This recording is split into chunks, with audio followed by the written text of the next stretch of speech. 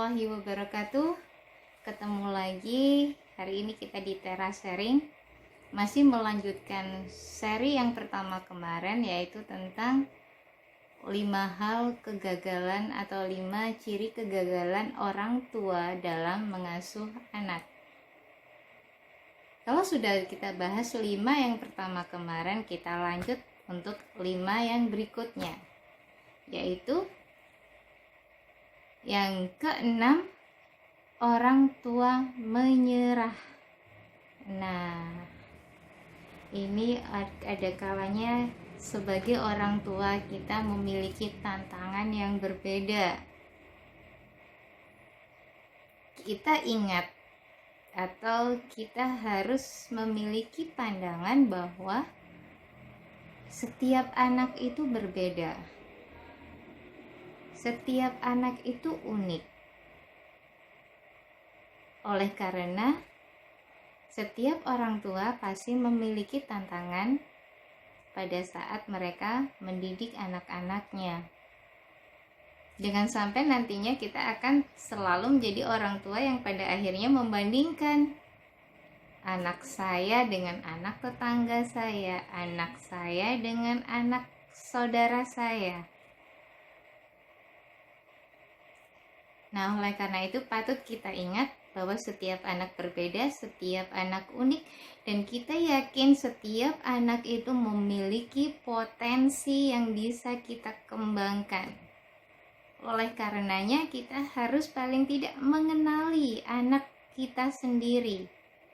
Bagaimana dia, tentang sifatnya, kebiasaannya, yang pada akhirnya kita mengetahui sesuatu yang khas dari anak kita untuk bisa dikembangkan. Poin yang keenam ini, orang tua dilarang menyerah nih, khusus mereka yang memiliki anak-anak yang spesial. Kalau kita sering dengar di masyarakat, ada kalanya mereka menyebutkan anak nakal atau anak yang aktif, nggak bisa diem. Jadi ibunya tiap hari olahraga karena anaknya berlarian ke sana kemari, di mereka banyak aktivitas. Atau ada anak-anak yang sekali dikasih tahu dia langsung oh iya ma, atau dia paham. Ada anak yang harus berulang kali untuk diingatkan, atau orang tua jangan pernah bosan untuk mengingatkan anak-anaknya jika dia melakukan sesuatu hal yang salah.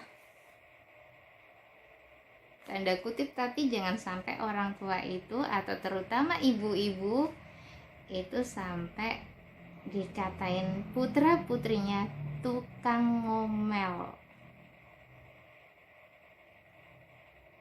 Nah, ini adalah tantangan, sebenarnya bukan hanya tantangan untuk seorang ibu tentunya dalam mendidik anak ini, tapi juga tantangan juga untuk para ayah. Bagaimana keduanya harus membagi tugas, harus membuat suatu perencanaan bagaimana mereka mendidik anak-anaknya. Jangan sampai dibebankan semua untuk mengurusi urusan anak, apalagi urusan rumah, itu sepenuhnya all out hanya untuk ibu. Karena ayah merasa saya sudah bekerja di luaran sana.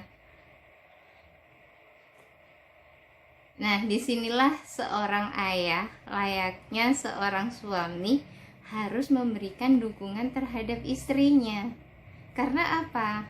Ada kalanya mereka mendapatkan amanah, yaitu anak-anak yang memiliki sesuatu hal yang membuat energi ekstra seorang ibu harus lebih. Ya, jadi di sini supaya si ibu tidak menyerah dalam mendidik putra atau putrinya, maka di sini butuh dukungan seorang ayah. Bekerja sama untuk mendidik mereka. Karena disitulah titik harapan kita untuk putra-putri kita kelak bisa tumbuh kembang dengan maksimal. Kita tidak boleh menyerah dengan kekhasan mereka, tingkah mereka. Mungkin tingkah mereka akan saat ini menjadi sesuatu hal yang membuat kita sedikit kepala pusing, capek.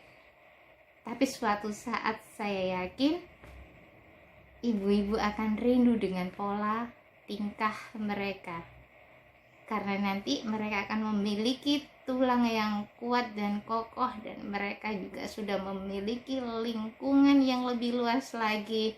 Atau mungkin mereka suatu saat memang harus pergi jauh dari ibu dan ayahnya karena suatu hal, maka itu akan menjadi suatu hal yang sangat dirindukan.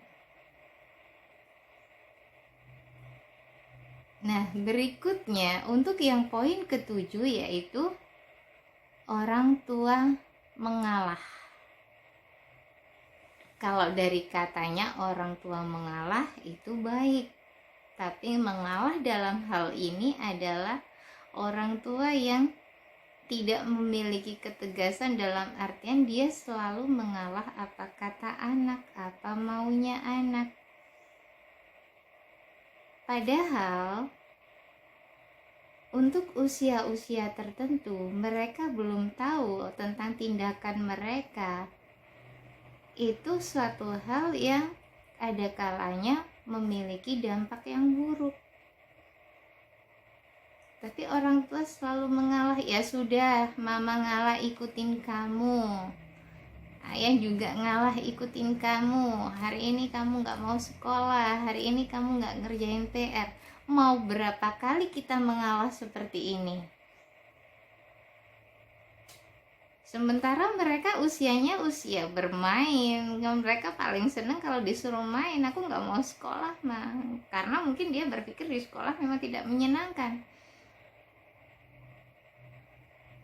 Bukan berarti kalau seperti ini ya udah kita mengalah, kamu pindah sekolah saja, atau mungkin kamu nggak usah sekolah, kamu di rumah saja, kamu homeschooling. Dengan instannya itu dilakukan pengambilan keputusan yang cepat.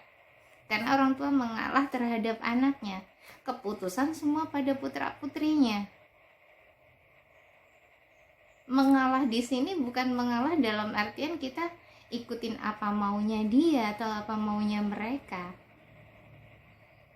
Kalau kita cenderung seperti ini, maka mereka tidak akan pernah tahu atau mereka tidak akan pernah tertantang untuk menyelesaikan kembali ke poin yang 5 pada seri yang pertama kemarin. Jadi hati-hati, orang tua tidak harus selalu mengalah. Kita lihat dulu situasinya seperti apa, dampaknya bagaimana.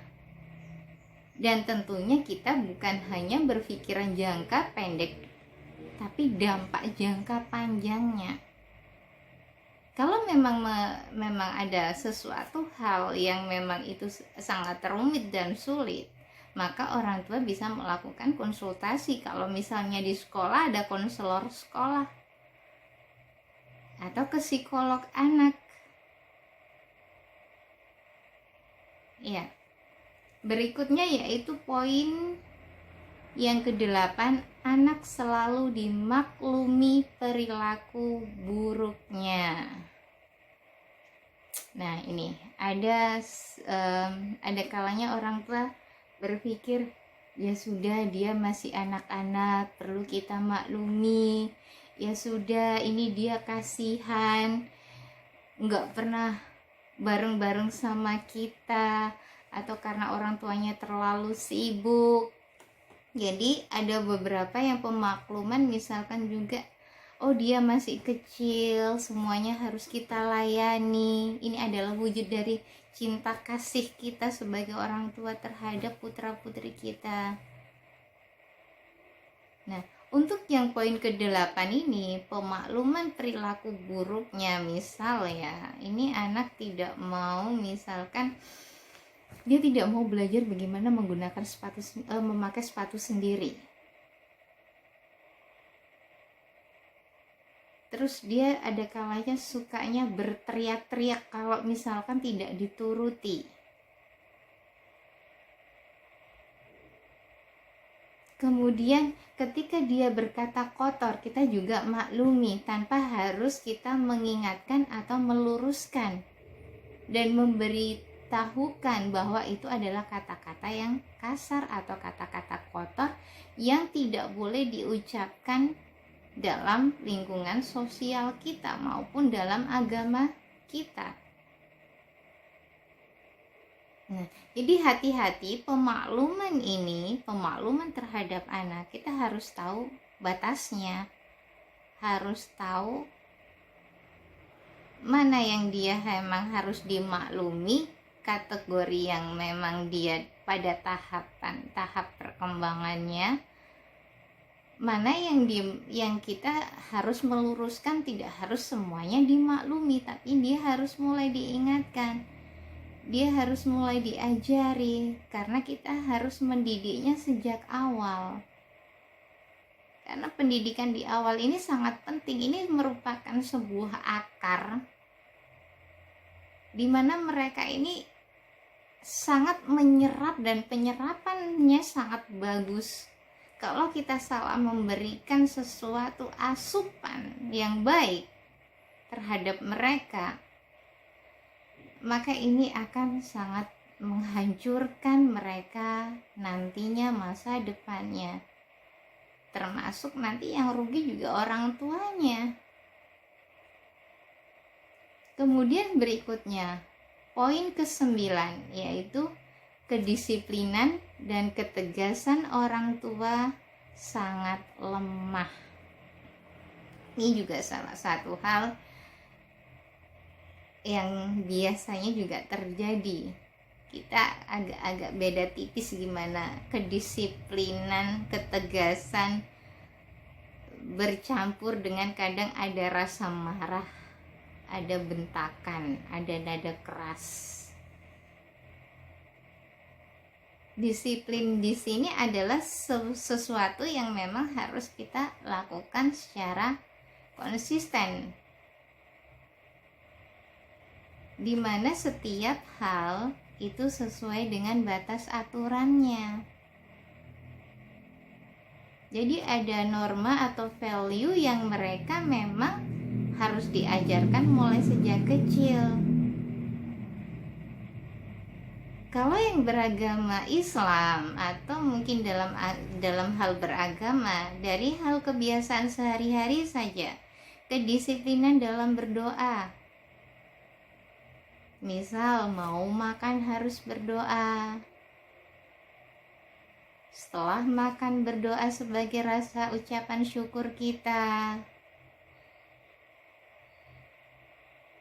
Bagaimana kita harus disiplin bangun pagi dan sebagainya. Daily activity lainnya yang bisa diajarkan kepada anak-anak sesuai dengan tahap tumbuh kembang anak. Ketegasan itu juga harus dimiliki oleh orang tua. Dan kedua orang tua harus memiliki ketegasan yang itu sama. Misal satunya misalkan melarang, jangan sampai yang satunya atau ibunya, ayahnya misalkan sudah melarang, ibunya membolehkan. Nah, ini akhirnya apa? Ketegasan itu sudah tidak ada di keluarga itu. Kata tegas juga bisa dilakukan dengan nada, yang itu menunjukkan suatu larangan atau memang peringatan terhadap anak, juga itu membahayakan atau memiliki dampak yang sangat merugikan untuk si anak. Ketegasan ini jangan sampai dianggap dengan sebuah kemarahan, beda ya. Kalau ada marahnya ini unsur emosionalnya sangat tinggi, jadi getaran suaranya juga beda dengan ketika orang tegas mengingatkan dengan orang yang marah tapi mengingatkan. Hati-hati. Untuk anak-anak juga harapannya orang tua mengurangi kemarahan, atau misalkan anak-anak itu sering dibentak, itu berbahaya sekali. Itu bisa juga dikatakan pembunuhan karakter. Dan itu akan berdampak pada emosionalnya anak, pada perkembangan emosi selanjutnya. Kemudian bagaimana nanti dia akan bersosialisasi. Kalau dia sering terkena bentakan, itu dampaknya sangat buruk. Dia bisa nantinya di luar sana menjadi anak yang pemarah, bisa juga nanti dia di luar sana menjadi anak yang sangat pendiam, tidak bisa melakukan sosialisasi dengan teman-teman yang lainnya, dan ini tentunya akan akhirnya berdampak terhadap perkembangan yang lainnya. Kemudian untuk yang poin ke-10, ini poin yang terakhir, yaitu orang tua tidak konsisten. Nah, konsistensi ini perlu dibangun dalam sebuah keluarga. Karena dari sebuah konsistensi inilah akan menjadi suatu kebiasaan baik yang akan dilakukan oleh anak. Anak ini adalah sosok yang dia itu mudah sekali mengimitasi. Misal, kalau dia sedari kecil dia sudah melihat orang tuanya bangun pagi, sholat subuh, insya Allah dia nantinya akan mudah kita bimbing untuk bisa bangun pagi, sholat subuh. Karena ini konsistensi ini dibangun tiap hari, bukan konsistensi yang 1 jam ini atau 1 hari ini, 1, 2, 3 hari kemudian hari berikutnya sudah berubah lagi. Maka ini bukan suatu hal regulasi atau bukan suatu hal yang konsisten yang pada akhirnya akan merubah anak untuk menjadi sesuatu yang diharapkan atau sesuai dengan norma yang ada di agama kita maupun norma yang ada di masyarakat atau norma-norma yang ada di keluarga kita. Karena konsistensi ini adalah sebuah hal yang memang harus dilakukan secara berulang, berkali-kali, sampai suatu saat ketika dia melakukannya dia menjadi tidak berat lagi. Di situ berarti orang tua sudah berhasil. Dari 10 poin yang sudah kita bahas kali ini, silahkan untuk yang mau sharing di kolom komentar atau mau menambahkan pengalaman-pengalamannya tentang bagaimana tentang kita mendidik anak-anak kita, bagaimana kita mengembangkan potensi mereka, bagaimana kita memberikan kesempatan mereka untuk mengeksplor dirinya.